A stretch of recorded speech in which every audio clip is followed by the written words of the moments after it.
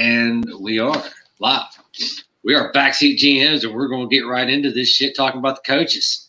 So Dallas is now the proud owner of McCarthy for 5 years, and there went Mike, son of a bitch. There he is. I'm here. There you are. Been here all the time. Hey, Mike, I got a quick question. Do they not release the amount of money the contract is for? Because I can't find shit on it. How much is he getting paid? Yeah, exactly. That's what I want to know, and I can't find it anywhere. All right, let me go to you, Miles. What do you? Hey, I don't know what he's getting paid either, but they're paying something for this guy. I don't understand exactly if it's going to be just in dollars or something else because I don't. My opinion is that the relationship will not last. I do not see Mike McCarthy being Jerry Jones's sock puppet.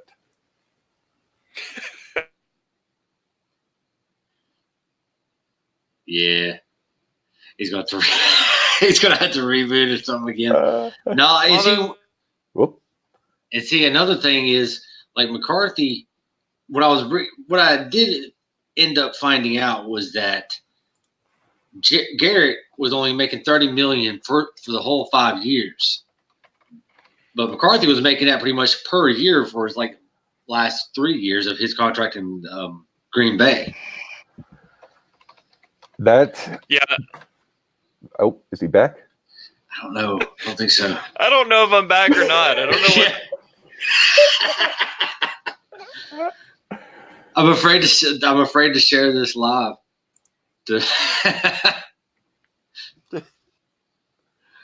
Yeah. I'm seeing the same information you're seeing about the money.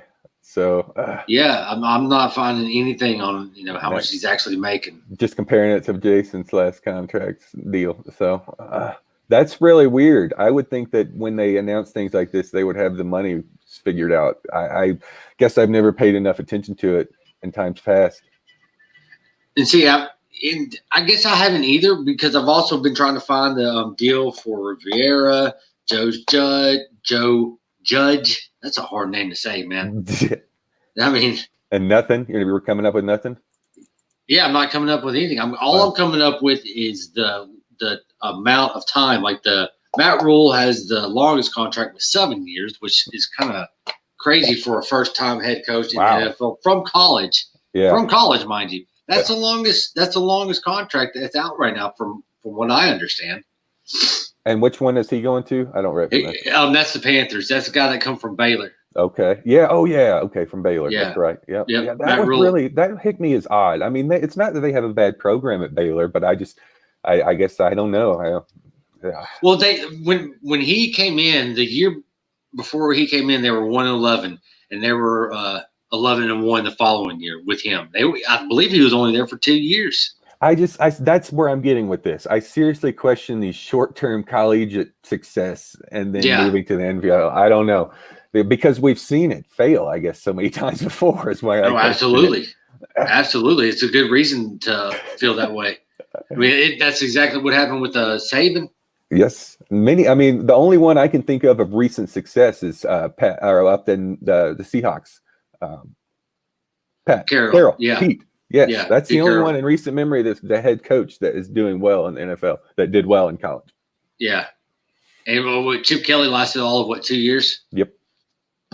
Yeah, that was shit. So, another interesting thing is that McCarthy is now at Dallas, Joe Judge, the Giants, Riviera, Redskins. Yep. Dude, so the Eagles are the only team that still have their coach from last year. That are in the NFC West? That are in that division, man. Yeah. That's crazy. That is crazy. And it makes for a lot of volatility in the season to come. There's no telling which way it'll go. Yeah. Mike, any success? I hope so. I've tried 5 different setups now, so I'm hoping this works. So you guys sound really clear. Yeah, I mean, you sound better now than you have. Good. So there's hope. So, I will kind of chime in on some of that, what I did here. So I was really surprised by the Joe Judge hiring. I really thought that there was a lot of candidates out there they go for first, that being in the New York market, and they took on Pat Shermer, and he was kind of a retread and not a great one at that. And then I figured they learned their lesson. They tried to get a name brand, and they didn't. They went the complete other direction. When you take on a special teams coach, which actually he was a wide receiver coach this last year, it's a bit of a wild card. But you got like John Harbaugh was a special teams coach when he got hired. And it doesn't preclude somebody from being able to do it. Moreover, like a special teams coach is involved in everything, so I think that could be a little surprising. You guys were talking about the thing is, Mike. Do you know who the Giants were trying to get as opposed to Joe Judge? The reason they went with Joe Judge. When in Matt Rule. Yeah, they were trying to get Matt Rule, but then you were in your little fucking Matrix problem going on there for a second. But I was just talking to Miles that, dude, the Panthers gave him a 7-year contract. Well, they had to get a guy out of college. He's got a pretty comfortable job there. It's kind of like the whole Nick Saban thing. Nick Saban every year allows this speculation to ferment about will he jump to the pros again. He has people that puts this word out there, and then he shouts down the story like, I don't want anything to do with this. But all he's doing is negotiating a contract in public because the state of Alabama goes back and offers him another $1 million a year every time this comes up to make sure Nick Saban doesn't go to the pros. It would have been the same kind of thing here. So you have to kind of go all in with your chips in the middle of the table to get one of these guys. David Tepper, I don't know if he should have done that. It really seems like a bit of a gamble, especially because coach contracts are guaranteed more or less. You have to buy out the value of the contract if you get rid of him. In 2 years, if this guy stinks, you still owe him 5 years of salary. That's a lot of money. Yeah. Now, I want to know your opinion. Roll it back to New York real quick. What do you think about this David Gettleman? Do you have any thoughts? I don't like David Gettleman. I don't like David Gettleman at all.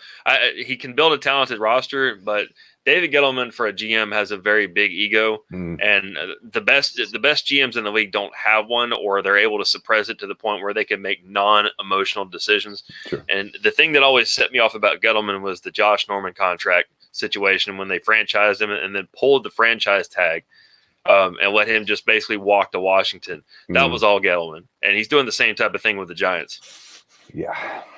I don't know much about GMs. I figured you would know more, but I caught wind of this guy not too long ago and just couldn't believe some of the stuff that's coming out of his mouth. I don't know if success can be found there. I mean, obviously he had some in Carolina, but I don't know. He's a bit of a byproduct of some of the goodness that Carolina had accumulated over the years. They had a lot of talent. Rivera was able to come on and stabilize things, and I think Gettleman got some of the accolades. And then he pissed off too many people in the building and had to go. But a lot of the people that were in the Giants at the time that he left were from Carolina or had ties, and brought him in thinking, this would be the right move. He's done okay. I mean, I think Jones is going to be a good quarterback. I think he's gotten a lot of talent on the offensive side of the ball, but they're lacking a lot of major positions there. And for the guy to have been in the seat for a couple of years, I don't think he's quite up to speed. Do you know who they're going to be interviewing for the offensive coordinator? I was just telling Miles this a second ago. Is that Jason Garrett? It is. Yep. That'll be great. Right. I was, we were just talking, 3 out of those 4 teams. Yeah, no shit. 3 out of those 4 teams in that division have a new head coach going into the next season. That's crazy. Yeah, makes sense. It's a rock'em sock'em division. Yep. And then the Eagles, they're done for the year, and they lost their playoff game to the Seahawks. Yes, thank you. Yeah. I'm pretty sure I was the only one here that fucking picked that for some reason. I still don't understand why. But anyways, dude, Wentz is not the guy. Let's just go ahead and say that, man. Let's just get that out in the fucking open. He is not the guy. He hasn't been the guy. He hasn't finished a fucking season. He hasn't even come close to finishing a regular season. Well, this year he did. But then what does he do? He gets hurt in the first fucking quarter of that damn game and is out for the rest of the game. It was a concussion, correct? Yep. So in his 4 seasons, he's finished 16 games twice. And I think this was his first playoff start he's ever had, and he couldn't make it through. Yeah. But you guys can back me up on this because I'm assuming y'all watch most or all of the game. When he runs, he doesn't give himself up. He doesn't slide. And he goes down head first. And Clowney, that was a dirty fucking hit. That was a Bush League move. I think that he could have held up, and it was on purpose. And realistically, if you look back, that's what won Seattle the game because it wasn't really their offense. No, it absolutely wasn't. Wentz exposed himself to that by the same type of stuff that he always does. It gets him hurt. So, no, I don't think he's the guy. You can't handcuff yourself to a dude like that. No. No, I don't think so either. And as far as the Seahawks go, like Marshawn Lynch came out and he came through. did. Let us give props because I need to They put my did. foot and take it out of my mouth because last week I didn't think he was going to do anything, and he beast moded in the game, and it helped him tremendously for what it's worth. But other than that, Russell Wilson, I mean, my word, how can you go against him? I was foolish in my ways to think that I should go against Russell Wilson, and never again.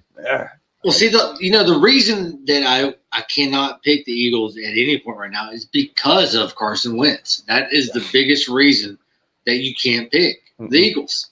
No. He's not reliable. I think he came out of the gate firing, and he showed what he could do, but he's also showed his hand now that he can't stay healthy. So what are you going to do with that? He's a talented quarterback. He'll always be a talented quarterback, but you have to be available. And we've seen so many cases of guys in this league that they can't stay healthy. And so they either can't stay on a team or they can't really put together a full winning season because, they have to bring in backup guys. The offense is different. And, Josh McCown, I love Josh McCown. I've always been a McCown fan. He came in at 40 years old. He gave the best that he could give. He got him down there a few times, but the possessions for them that ended in field goals, which there were several, there would have been at least one touchdown if it had been Wentz in the game, maybe more than one. And McCown just wasn't the guy to do that. He's the guy that you can bring in for a few plays. But they were completely outgunned the moment that they had to rely on him, and it's a damn shame because had Wentz stayed healthy, I still think that the Eagles would have beaten Seattle. Seattle was ripe for the taking. Well, McCown is also a full front man for the Queens of the Stone Age, So you didn't know that was his part-time job. So for him to come in and play as good as he did, he's a tough bastard. Deus. So do you think Seattle's going to beat Green Bay, or do you think Green Bay's going to take Seattle out? No. Green Bay. Really? Yes. I don't. Logic points to that. It's predetermined. It's basically Green Bay and San Francisco in my mind. They're going to meet in the NFC because now that the Saints are out of it, and I thought the Eagles were going to go on. I figured the Eagles would give a little bit better game, but I just think it's too much firepower for those two. Yeah.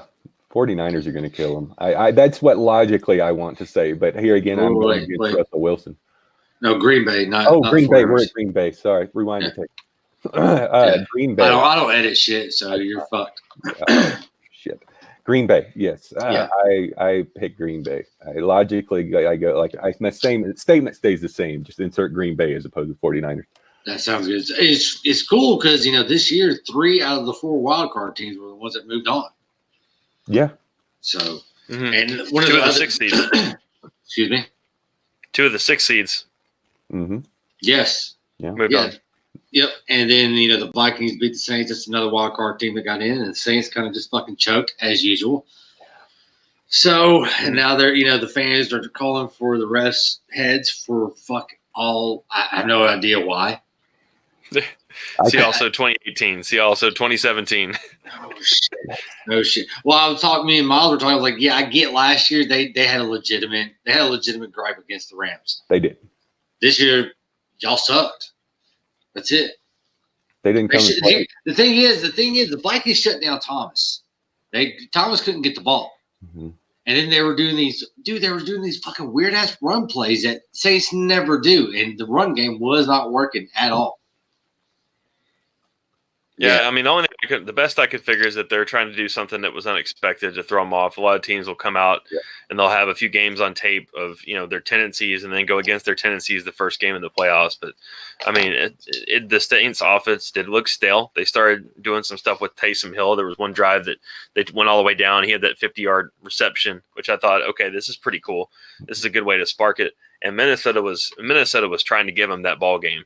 They really were not trying to win that game, and they wound up winning it almost by happen chance. And when they went to overtime, it didn't seem like their defense, the Saints defense, put up any fight and just kind of let them walk right down there. I thought for sure Kirk Cousins, he's going to cough it up, as Kirk Cousins is known to do.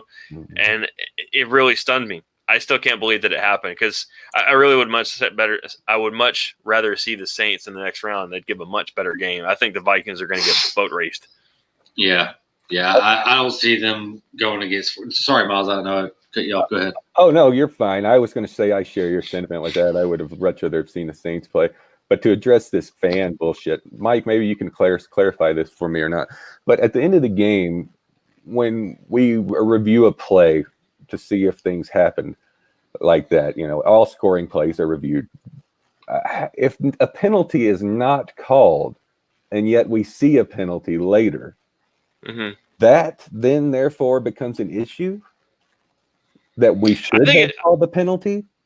I think that there's some issues. I think they review all scoring plays regardless. So whether or not it was inside of 2 minutes, the same process would have applied. And when he caught the ball, I think it was pretty obvious offensive pass interference. The reason being because once you get the full arm extended and once the elbow is flattened out and you got the hand, at the defender, that's a push off. And if it's offense or defense right there, you can flag it based on that. And I saw Rudolph do that.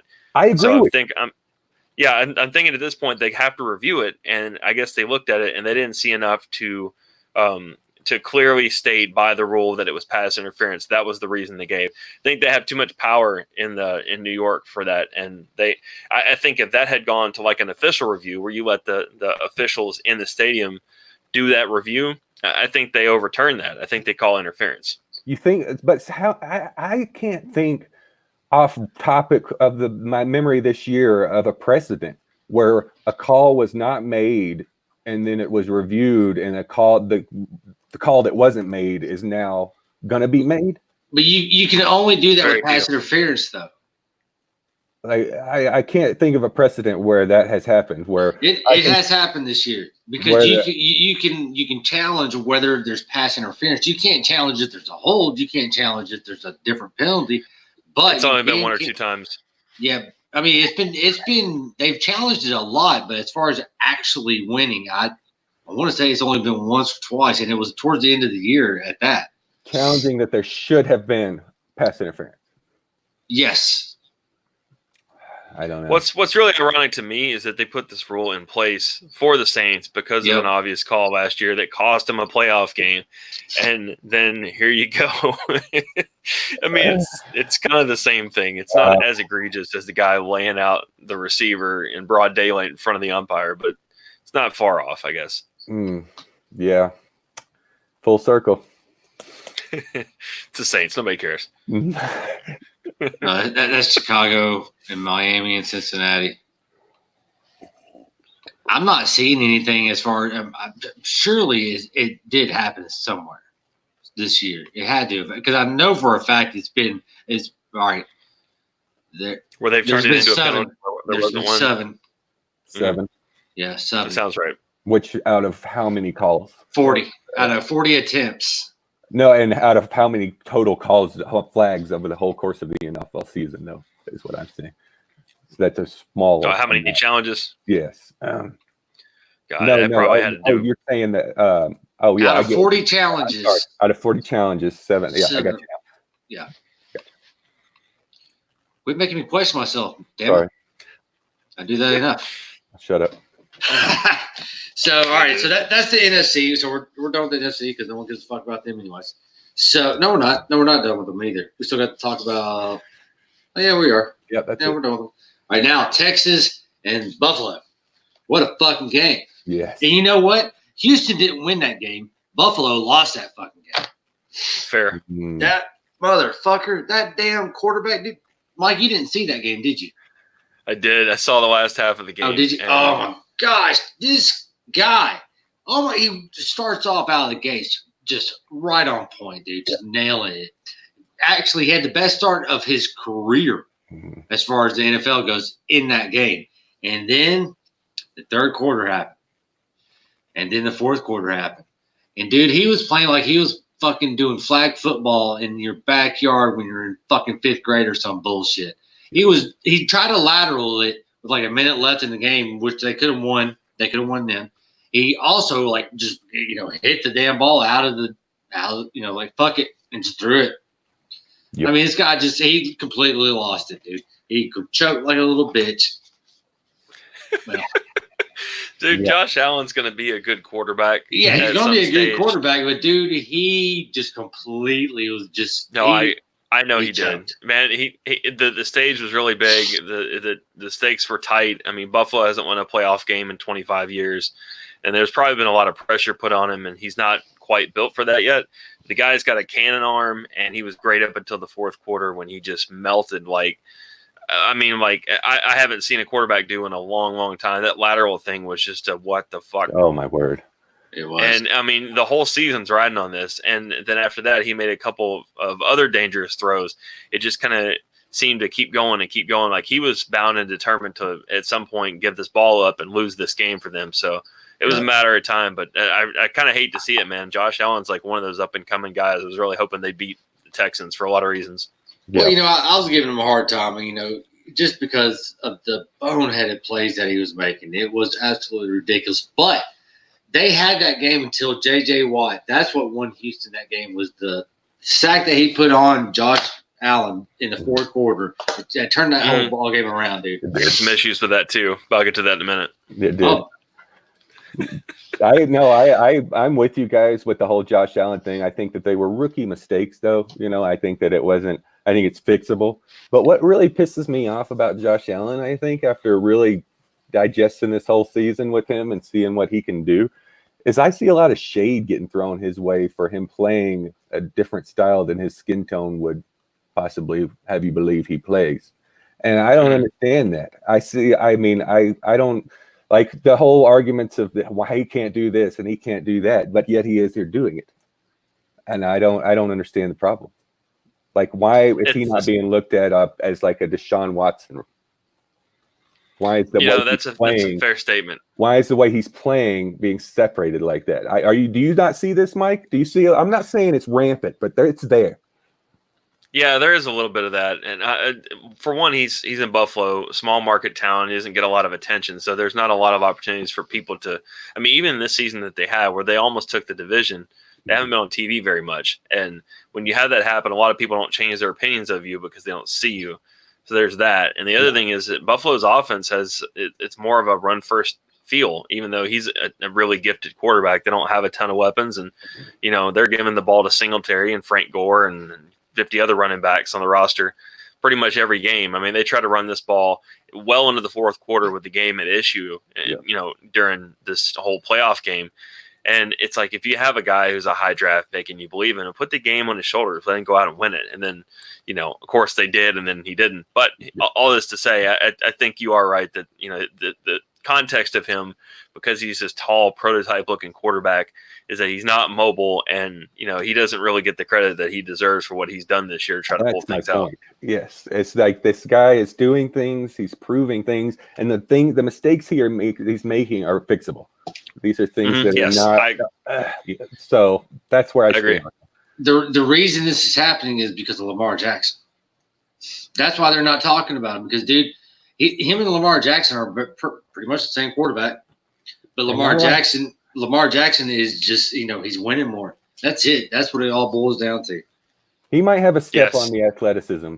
Lamar might have a step on him there because he's freakish, man. This is like, he is. I'm so happy to be watching this shit with him right now. It's like Michael Vick 2.0. I love it. Right. So, all right. So the hit. That's what? Oh, yeah. What hit? J.J. Watt hit. Go ahead, Mike. Oh, me. Sorry. I didn't know what you're talking about. Okay. So I don't have an issue with the hit. I have an issue with the way that they were playing J.J. Watt. It bothers me. Watching the Titans for years and watching a lot of AFC South games, a lot of Texans games, I don't know why people will put a tight end or a running back to chip over there on J.J. Watt and basically just try to one-on-one block him, even though he's coming off an injury and he's a little advanced in age at this point in his career. They were asking for him to disrupt the game. And I don't understand teams who just – I mean, J.J. Watt winds up so wide for a defensive end in the first place, and they only put one guy on him. I mean, to me, that just blows my mind. And I look at this game, and I'm like, there's so many times where Buffalo could have done more of a max protect or had a second person over there and taken him out of there. Sure, you have one less receiver in the pattern or whatever the case is, but I just don't understand this. And they're not the only team to do it. So, I mean, year after year, Watt has these phenomenal statistics and, it ruins teams at the end of the game. But it's for stuff like this when guys like Reggie White, guys that played to the level that J.J. Watt did and maybe a notch above, they never got this kind of treatment. So, I don't know. It's just one of those things that bother me. Would it bother you that he's not getting double teamed or, getting, second-rate blockers put on him? Double teamed or sometimes not even a lineman. I mean, if you're going to block 99 with a tight end, I mean, you deserve to be fired the next day. In fact, Ken Wisenhunt, the last game he coached was against the Texans, and he did the same thing, and he did get fired the next day because they gave up like 9 sacks that game, and it was Mettenberger who was quarterback, and he just got pummeled. Some people remember that as the selfie game because it was like a big deal that he took a selfie in the locker room before they started the game. But they tried a one-on-one block the whole game, and he just tore them apart. It was pitiful, but that stuff happens. It's weird. Didn't Booger McFarland keep on making a comment about the tight ends blocking the defensive ends? I don't know. He wasn't calling out names, but he was saying something along that same line. In order to keep a guy if you're quarterback, you have to block him. Thanks, right. Booger. Yeah. Oh, they're saying he might be out. They're talking about retooling the Monday Night Football cast. Well, I don't doubt that. It's been coming up in the news today. Yeah, they've been talking about that since Witten.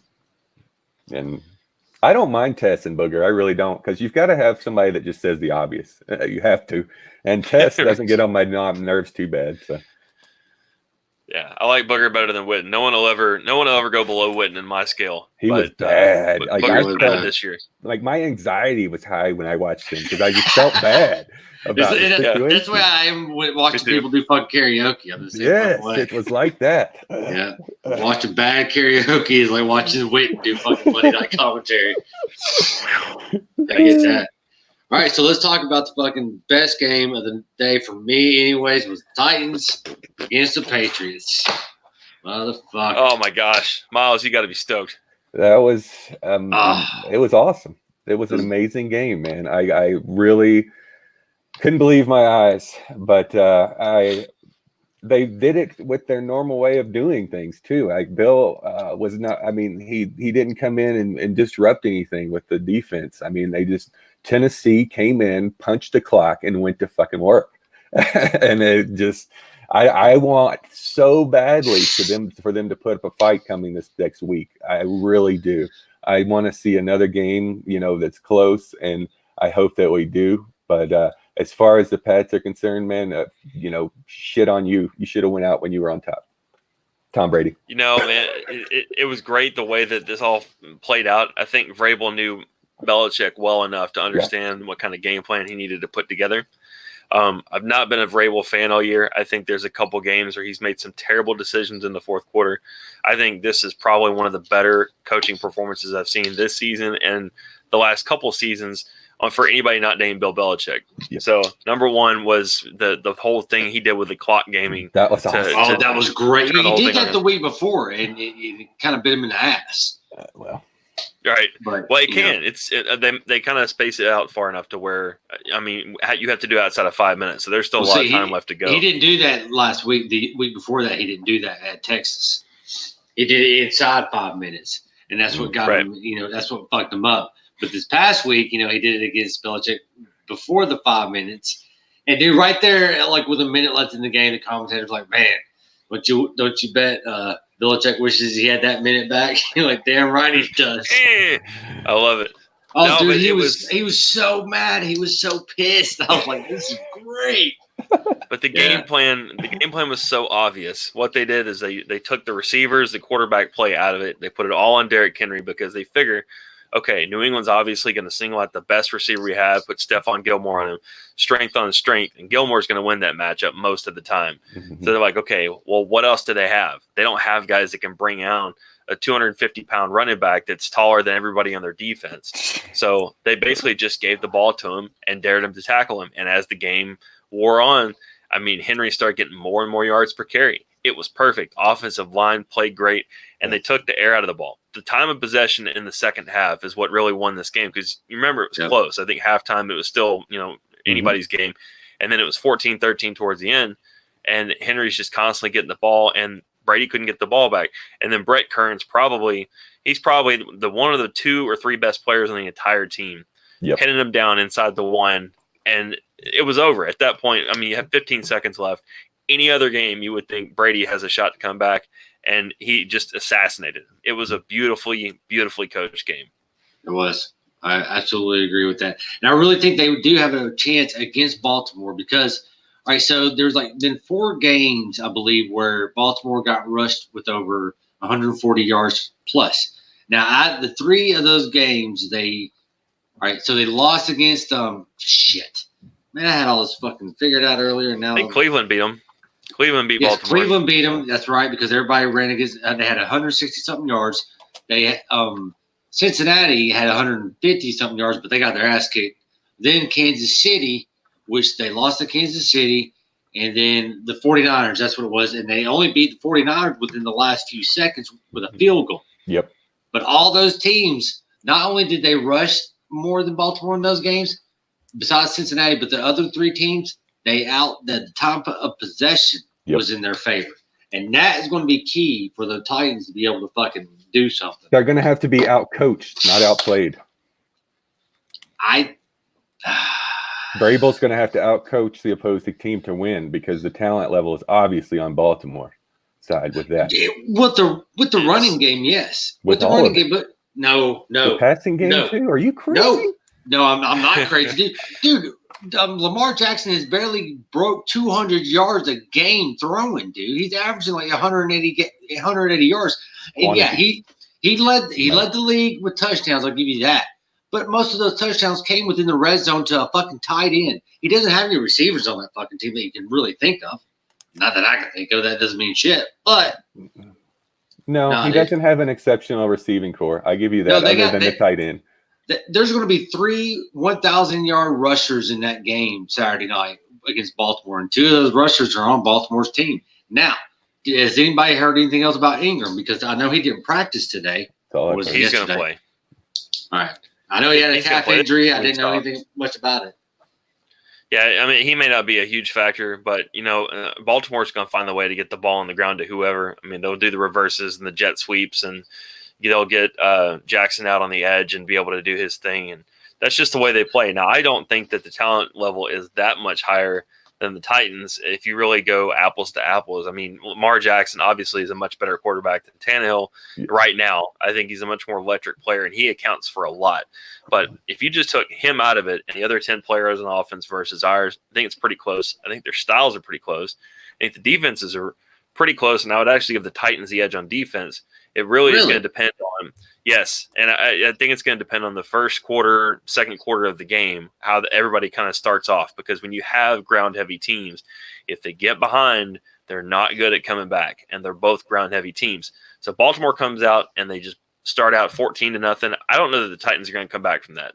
I don't think that they're capable based on the styles of these 2 teams. But I think if it's a close game into the third, fourth quarter, Titans can definitely pull this out. And it wouldn't be nearly the big upset that a lot of people would imagine it would be. Hey, as far as the tight ends go, let's not throw shade there, man. You give me a number 1 tight end, and I'll take a core of second-end receivers all day long with a number 1 tight end. What's it Andrews on Baltimore? He's pretty awesome. Yes. No, I'm not disagreeing with you. However, dude, Tannehill is the number 1 quarterback in the league right now. He has been. But he has been. What is his average passing, though? Is he throwing 40 a game? He's had some good games, but he was pretty pedestrian last week. I don't think he did. Absolutely. Yeah, I'm not counting last week. Last week, the passing game was all but gone. They gave that game to Derrick Henry. They're like, all right, here, do your thing. Yes. And I feel like you're trying to make that same argument against Lamar Jackson. Wait, what? What? That's what I'm saying is like, well, I've lost my sentence now. I'm sorry. Go back, rewind. What were we talking about? Derrick Henry. Tannehill. I'm sorry. No, all right. So there was no passing game at the. Oh, game yes, that's the analogy I'm making. Lamar isn't passing much, but neither is Tannehill. Right. No, and he did not. I'll give you that against the Patriots. But other than the Patriots, Tannehill passes. I'm fixing to look that. I gotta look that up. You should, because it's not over 30. He's had some yards. He's a very highly rated quarterback, but a lot of times it's easier for a quarterback to do that when the ground game is so good. Yes. Especially if you have the NFL's leading rushers. So I think some of that's propped him up. But I mean, I've watched him play a lot of games this year, and when he's had to win on third down and when he's had to get the ball down the field, AJ Brown especially, they've had success doing that. So I mean, you realistically could look at this game and say, okay, well, whichever quarterback is actually throwing the ball better is probably going to be playing for the team that wins this game. I mean, if Lamar Jackson comes out and tries to just run and run and run, I don't think it's going to carry them enough. I mean, someone's going to have to make a play in the air in order to get over the hump. All right. So, I mean, for this year, which I don't really care to look at it like this, but for the 12 games he's passed, he's attempted 286 and completed 201. Yeah. He's All got right, now, good stats. No, That's better than me. Yeah. So let's look up Jackson then, because that's going to bug me. Because dude, from all the stats, and every time I pay attention to Jackson, which doesn't mean shit, it's like he never has 200 yards passing in a game. He'll have like 142, and yeah, he led the league in touchdown passes. Nope, but it's not. I mean, it's gameplay, right? I mean, dude. All right, yeah. So he attempted 401 and completed 265. So he's got a worse completion rate. Yeah, I guess, right? Yeah, not by much, just because of the volume of how many fucking throws he attempted. But yeah, no, I'm talking out my ass, obviously. Yeah, man. He hasn't gotten a lot of yards. You're right about that. I mean, he's not a Drew Stafford or whatever, whoever else you want to throw. Drew Stafford. Who the fuck is Drew Stafford? Not Drew, but whatever. Matt Stafford. Matt, thank you. Or or Drew Brees. Used to be a Phillip Rivers that would just throw for 450 a game, but yeah, no. Right, and then they kind of get washed out in the end. Jameis Winston, perfect. 5,100 yards, nowhere near the playoffs. That's hilarious. Not even above 500. Oh man, better than all the stats and the misgivings about him was the interview he did. Like after the last game, and he's like, "Oh man, I'm balling. If it wasn't for those 30 interceptions, I mean, serious face. So if it wasn't for those 30 interceptions, man, I'd be the best. You better check." No, he did not say that. Dude, no he said way. it just like that. You can look it up. I don't doubt you can look it up, dude. If we could swipe in interviews and live TV into this, I would do it just to show you. I mean, that's a pretty good Jameis Winston. I gotta say. Yeah, no, I just pulled it off like perfect. That was good. I'll give you that. Crab legs. Yeah. So, who do you give? All right, is everybody taking Baltimore then? I'm taking Titans. I want to take the upset. I'm going to go with the Titans too, man. I am too. I am, just because there's a part of me that doesn't believe that this kind of football can win like championships. That's the trick play kind of what we saw out of the Saints last week and what we've seen out of Baltimore. I'll win. Will it take them to the big game? I don't know. I got a feeling that the break isn't going to be a good thing for Lamar. Yeah. Momentum was on his side. It really was. No, you know what, Miles? That's it. Because I mean, they won. I think they won all these games in a row, right? Didn't they start out like 1-2 and then win out? Yeah.